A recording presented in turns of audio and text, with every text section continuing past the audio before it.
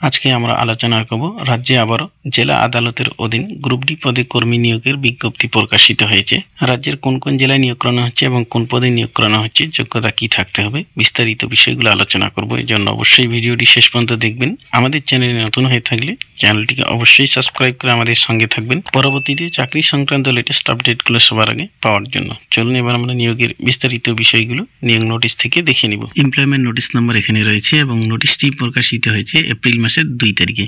এই নোটিশের মাধ্যমে জেলা আদালতের অধীন গ্রুপ ডি পদে কর্মী নিয়োগ করানো হবে চুক্তিভিত্তিকভাবে, কিন্তু পরবর্তীতে এই সমস্ত পদ স্থায়ী বা পার্মানেন্ট করতে পারে। চলুন এবার আমরা বিস্তারিত বিষয়গুলো দেখে নিই। জেলা আদালতের এই গ্রুপ ডি পদের জন্য বেতন দেওয়া হবে 17,000 টাকা থেকে 43,600 টাকা পার মান্থ হিসাবে, এবং এই পদের জন্য আবেদন করতে হলে আবেদনকারীর বয়স থাকতে হবে 1 জানুয়ারি 2024 অনুসারে 18 থেকে 40 বছরের মধ্যে বয়স থেকে থাকলে আবেদন করতে পারবেন, এবং সরকারি নিয়ম অনুযায়ী রিজার্ভ ক্যাটাগরি ক্যান্ডিডেটদের জন্য বয়সে ছাড় রয়েছে, সেগুলো আপনারা নিয়োগ নোটিশ থেকে ভালো করে বিস্তারিত দেখে নেবেন। এই সমস্ত পদে আবেদন করানোর জন্য শিক্ষাগত যোগ্যতা চাওয়া হয়েছে।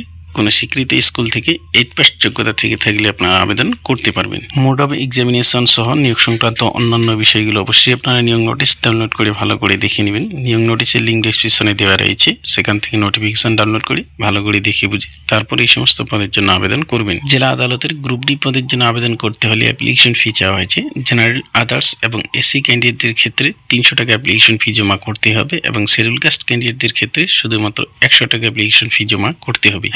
ফি জমা করতে হবে ব্যাংক ড্রাফটের মাধ্যমে, এখানে বিস্তারিত দেওয়া রয়েছে, দেখে নেবেন। এই সমস্ত পদে আবেদন করতে হলে আপনাদের সম্পূর্ণ অফলাইনের মাধ্যমে অ্যাপ্লিকেশন জমা করতে হবে। এখানে একটা অ্যাপ্লিকেশন ফরম্যাট দেওয়া রয়েছে, যেটা আপনার অফিসিয়াল ওয়েবসাইট বা নোটিফিকেশন লিঙ্ক থেকে পেয়ে যাবেন। এটা ডাউনলোড করে সম্পূর্ণ ফিল আপ করে প্রয়োজনীয় ডকুমেন্ট সহ আপনাদের নির্দিষ্ট অ্যাড্রেসে নির্দিষ্ট সময়ের মধ্যে অ্যাপ্লিকেশন জমা করতে হবে। অ্যাপ্লিকেশন পাঠাতে হবে অ্যাড্রেসে দ্য ডিস্ট্রিক্ট জাজ cum district recruitment committee of Purba Bardhaman জার্সি, court compound Bardhaman, Purba Bardhaman, pin code 713101। এই অ্যাড্রেসে অ্যাপ্লিকেশন পাঠাতে হবে, এবং অ্যাপ্লিকেশন পাঠাতে পারবেন স্পিড পোস্ট, অর্ডিনারি পোস্ট এবং রেজিস্টার পোস্টের মাধ্যমে। অ্যাপ্লিকেশন পাঠানোর লাস্ট ডেট রয়েছে, অ্যাপ্লিকেশন জমা করতে পারবেন মে মাসের 4 তারিখ পর্যন্ত। এবার আমরা ভ্যাকেন্সি ডিটেলস গুলো দেখে নিব।